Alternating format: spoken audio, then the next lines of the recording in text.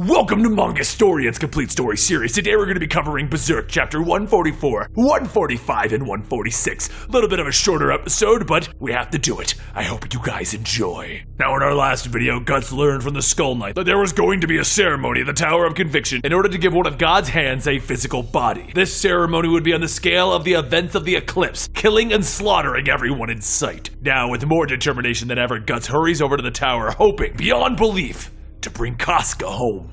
As word around the refugee camp about Casca being a witch is spread, the refugees start to bring Casca gifts. Luca tells the people that they need to stop. The more things that they bring, they will surely bring unwanted attention from the knights. They can't keep accepting this stuff. Pepe says they should just accept it. It'd be rude for them to tell them no. Luca leads the refugees out of the tent, telling them that she will accept these gifts today, but after this they must stop. As the last refugee leaves, Luca tries to figure out what to do when Nina calls her over. While Casca sits and eats one of the pearl necklaces, Nina asks what are they supposed to do about Elaine? It's only a matter of time before the Inquisitors hear about this. Nina goes on and begins to panic, saying that they also need to find Joachim's body. They should be just rid of Elaine. She'll be fine of her own, right? She'll be treated nicely. They've already done all they can do for her. Luca folds her arms, stating that she refuses. There once was a time when she may have looked down on these people, but she will not be like that again. If they were to abandon Elaine now, she would be no better than when she was of the mindset of being better than others. But before she can go on, one of the other girls runs into the tent shouting that something terrible has happened.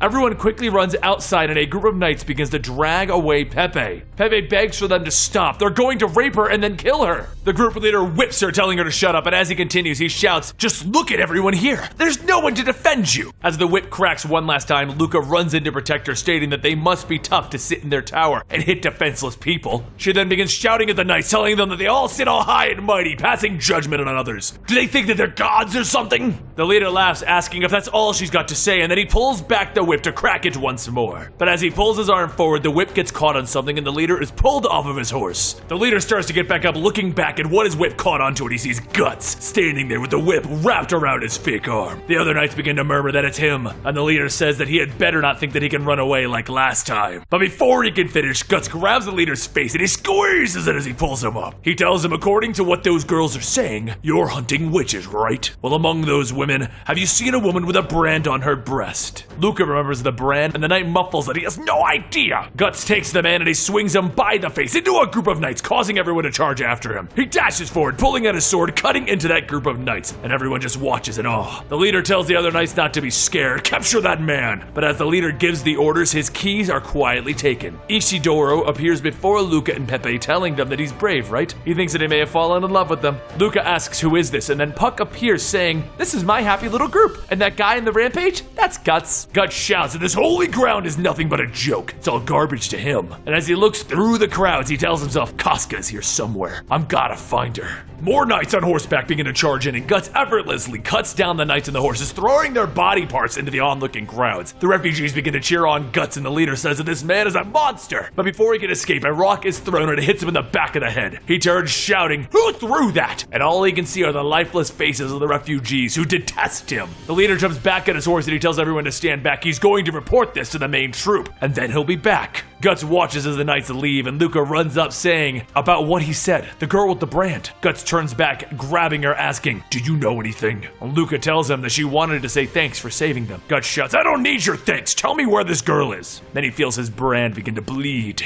and Luca looks at it, stating that it's the same one as their Elaine. Disregarding what she said, Guts tells her to tell him where Casca is. Luca starts to lead Guts away, but across the field a pair of eyeballs is watching them. Meanwhile, back in Luca's tent, Casca sits chewing and spitting out pearls, and Nina asks if she's really a witch. Nina turns in her bed as Casca looks at her, and she thinks that if Elaine uses her sorcery again, they will have no excuse. They will be executed, so there's only one thing to do. Nina gets up from her bed coughing, stating that she needs to run away, but Casca starts to pat Nina on the head. Through her sobs and crying, Nina says, why? Fine, we can go together. A few moments later, outside of the tent, Luca says, this is it. And as the other girls poke their heads in, Guts pushes them aside and he walks through. What he finds is an empty tent, and Luca says, oh no, Nina. A little ways out of the camp, Nina leads Casca along the mountain's edge, and as she looks up, she sees the shaman from the caves of the other night. The shaman says that their maiden has come to them. Elsewhere around the camp, Ishidoro looks around for a sword to steal so that he can start stealing Guts' techniques when he notices a group of people off in the distance. As he looks closer, he sees a girl in bandages, and he says, there's no doubt about it, that must be her. Ishidoro thinks that maybe he should go back and warn the others, but if he did, he would lose the group, so maybe he should just follow them for a bit. Elsewhere by the tower, Farnese watches as another heretic is burned when a report comes in from another soldier. He tells them that they have found where the rest of the heretics are hiding. There's also reports of a man dressed in black who was spotted there. Azan says that it is a gift from God. This time he can. But Farnese stops him, telling him that the black swordsman is not their responsibility anymore. Azan tells her that they should go check it out, and Farnese stops him again, saying that there will be no personal feelings on this mission. They will go to where the heretics are hiding. Back in the cave of heretics, Ishidoro watches as the shaman announces that tonight will be their holy night, as prophesied. Tonight their goddess will be revealed to them. And a few moments later, a group of men carry out a chair, and sitting on it is Casca. Through the crowd, Nina is stripped and dragged forward, and the shaman tells her that for her sin of keeping the goddess to herself, they will cut out her heart and offer it to the witch. After that, the goddess will mate with their lordly goat and become a family. Everyone cheers, and Ishidoro and Puck panic as to what they're supposed to do. Ishidoro tells Puck that he will buy some time. He needs to hurry back and tell the others.